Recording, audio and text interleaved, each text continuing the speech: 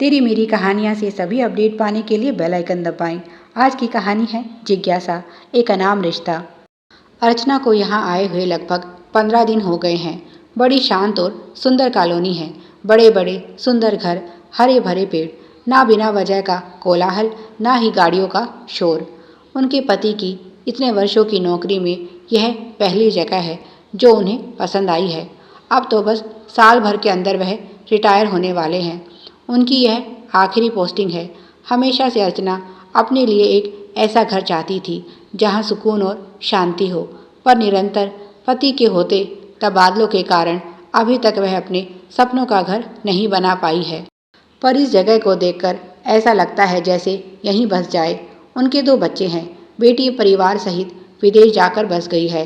बेटा परिवार के साथ महानगर में रहता है।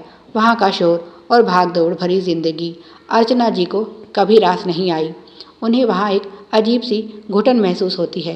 पति भी उनके मन की बात समझ रहे थे, इसीलिए उन्हें बिना बताए ही अपनी शादी की वर्षगांठ पर वह पत्नी के लिए ऐसा ही घर तोहफे में देने के लिए तलाश रहे थे।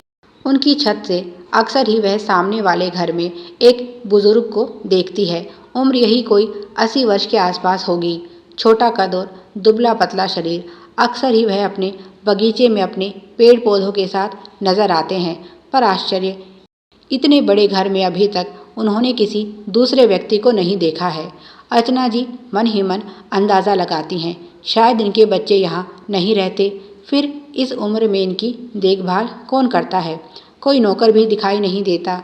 हाँ, सुबह शाम एक व्यक्ति आता है जो उनके लिए टिफ़िन लाता है, बस। उसके अलावा उन्होंने उस घर में किसी को आते जाते नहीं देखा। औरत थी और जिज्ञासु भी। ज़्यादा समय तक अपनी जिज्ञासा को रोक नहीं पाई और एक दिन पहुंच गई उस घर में। उस बड़े से लोहे के गेट के सामने वह काफ़ी देर तक खड़ी सोचती रही, क्या करूं? बेल बजाऊं या नहीं? कहीं वह बुजुर्ग नाराज़ तो नहीं हो जाएंगे? फिर आखिर में हिम्मत करके उन्होंने घंटी बजा दी। कुछ देर बाद उन्होंने दरवाज़ा खोला। अर्चना जी ने अभिवादन करते हुए कहा, नमस्कार बाबूजी, मैं यहीं आपके सामने वाले घर में कुछ ही दिनों पहले रहने आई हूँ। छत से आपका सुंदर गार्डन दिखता है।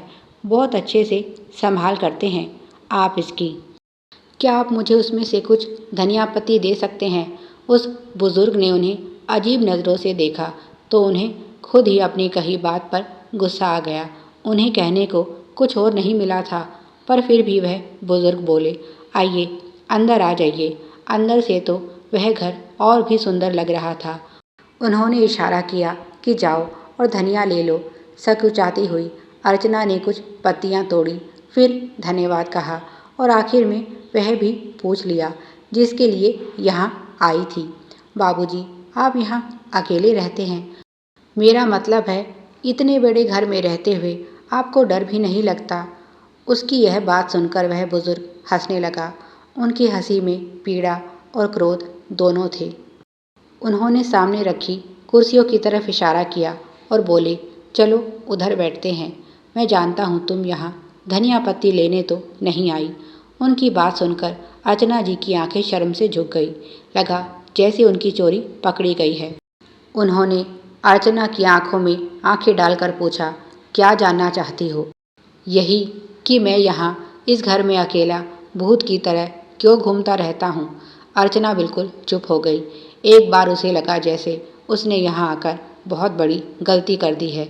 फिर उन बुजुर्ग की आंखों में नमी उतर आई और उन्होंने बोलना शुरू किया, हंसता खेलता भरा पूरा परिवार था मेरा। 2 बेटे बहू, शरारती पोते पोतियाँ और मेरी अर्धांगिनी। एक समय यह घर भी खुशियों से चहकता था। फिर मेरे इस सुंदर घर को किसी की बुरी नज़र लग गई। उस दिन मेरी तबीयत खराब थी। पत्नी मुझे छोड़कर नहीं जाना चाहती थी, पर मैंने जोर देकर उसे भेजा। रिश्तेदारी में शादी थी। पूरा परिवार उस शादी समारोह में गया और फिर उनके शव इस घर में लौट कर आए। भयंकर एक्सीडेंट में पूरा परिवार खत्म हो गया। पता नहीं भगवान ने मुझे किस गलती की सज़ा दी जो मुझे जिंदा छोड़ दिया। और वह बिलख बिलख कर रोने लगे। अर्चना को समझ नहीं आया कि वह क्या कहे। उनकी भी आंखों में आंसू थे। इस सुंदर घर के पीछे इतनी दुख भरी कहानी हो सकती है, उसने सोचा भी नहीं था। उसने केवल इतना ही कहा, माफ़ी चाहती हूँ बाबूजी, अनजाने में मैंने आपका दिल दुखा दिया। अब चलती हूँ।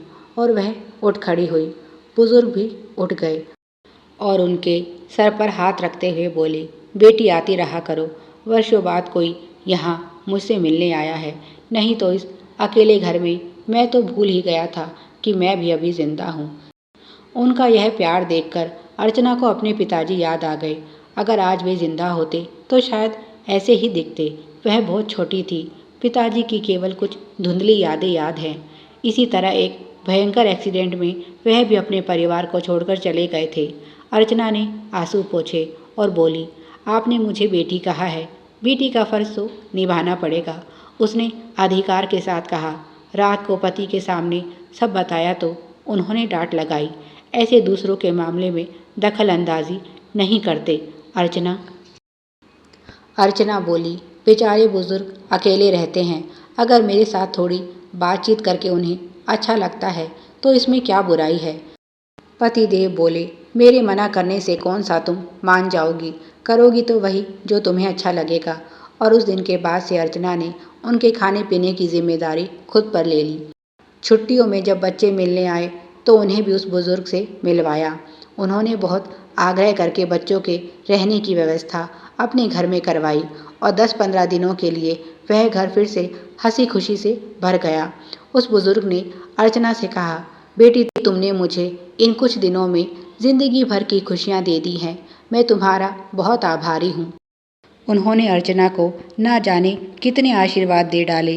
अर्चना भी समझ नहीं पा रही थी यह कैसा अनाम रिश्ता है जो इन बुजुर्ग बाबूजी के साथ बन गया है। जब भी अर्चना उन्हें मुस्कुराते देखती तो उसका मन प्रफुल्लित हो जाता। दोपहर का खाना वह अक्सर उनके साथ खाती और उनके साथ ढेरों बातें करती। अब तो अर्चना की यही दिनचर्या हो गई थी। पर धीरे धीरे उनके पति के रिटायरमेंट का समय करीब आ रहा था और उनके यहाँ से जाने का भी। अर्चना इस ख्याल से भी डर जाती कि उनके जाने के बाद बाबूजी का क्या होगा। आज बाबूजी का जन्मदिन था और बच्चे भी उनसे मिलने आ रहे थे। आज वह बहुत खुश थे। उन्हें ऐसा लगा जैसे एक बार फिर से उन्हें अपना परिवार मिल गया हो। और उसके कुछ दिनों बाद जब अर्चना एक दिन उनके लिए दोपहर का खाना लेकर गई तो देखा वह इस दुनिया से विदा हो चुके थे, पर उनके चेहरे पर संतुष्टि के भाव थे। अर्चना ने बेटी का फर्ज निभाते हुए उनके अंतिम संस्कार की सारी व्यवस्था की और उसे बहुत खुशी हुई कि वह उनके कुछ काम आ सकी।